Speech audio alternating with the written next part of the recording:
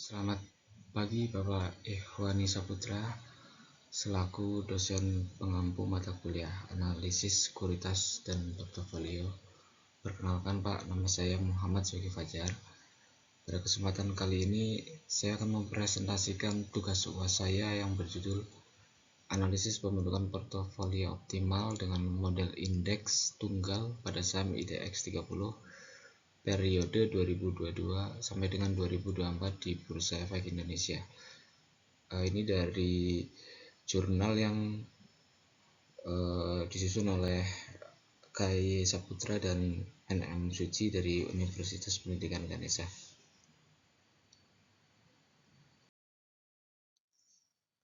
Baik, untuk latar belakang mengapa topik ini penting.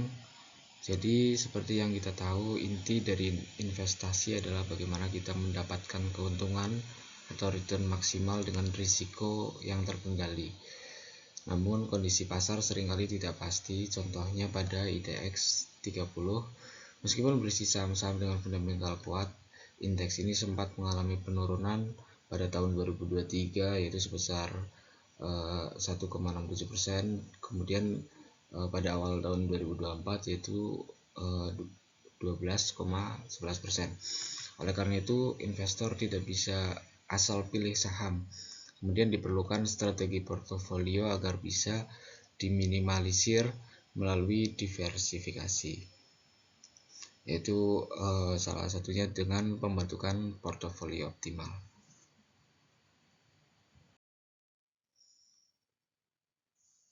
Kemudian untuk metode penelitian, penelitian ini menggunakan metode deskriptif kuantitatif dengan populasi 24 saham yang konsisten berada di IDX 30. Kemudian alat analisis yang saya gunakan adalah model indeks tunggal.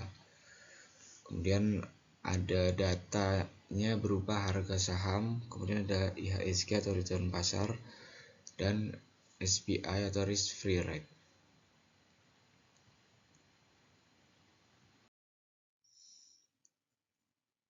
Kemudian langkah-langkahnya dimulai dari menghitung return individu, kemudian membandingkan dengan return pasar atau IHSG hingga menghitung nilai IRB atau excess return to beta. Intinya model ini membantu kita menyaring saham mana yang benar-benar memberikan keuntungan di atas aset bebas risiko.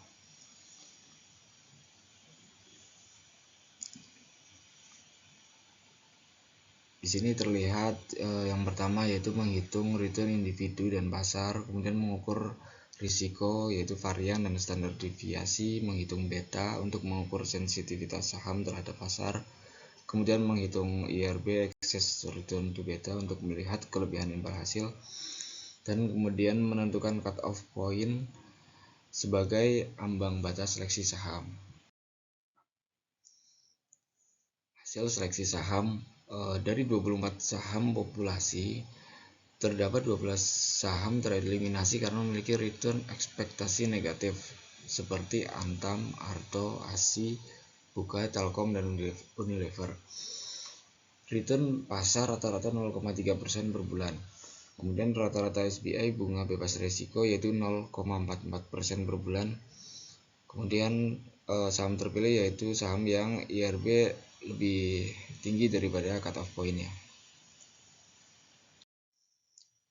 Nah, di sini terlihat 8 saham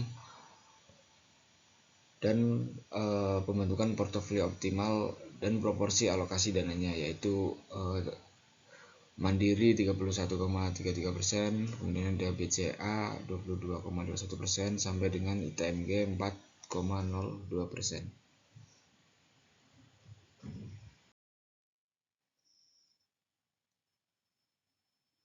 Analisis kinerja portofolio, yaitu jika kita mengikuti komposisi ini, hasil yang didapat sangat menarik. Expected return dari portofolio ini yaitu 1,38% per bulan.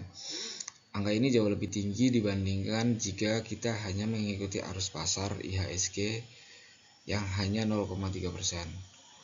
Dan yang paling luar biasa adalah risikonya, yaitu berhasil ditekan hingga 0,74% per bulan, ini membuktikan bahwa diversifikasi dengan model indeks tunggal sangat efektif.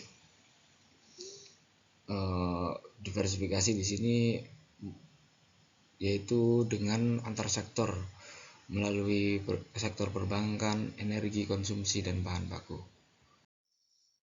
Nah, kemudian sebagai kesimpulan, pembentukan portofolio optimal terbukti mampu meningkatkan keuntungan sekaligus menurunkan risiko investasi secara signifikan. Yang pertama yaitu strategi portofolio optimal index berhasil menyaring 8 saham terbaik dari DX 30. Kemudian alokasi dana terbesar disarankan pada sektor perbankan yaitu Mandiri dan BCA. Dan yang terakhir, terbukti bahwa diversifikasi dapat menurunkan risiko secara signifikan sambil tetap menjaga tingkat keuntungan yang kompetitif.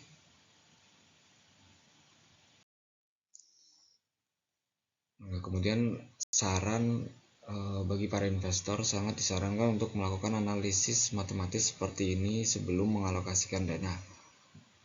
Kemudian jangan menaruh semua telur dalam satu keranjang, dan salah satunya itu gunakan perhitungan model indeks tunggal untuk pembagian dana yang presisi. Baik, demikian presentasi dari saya.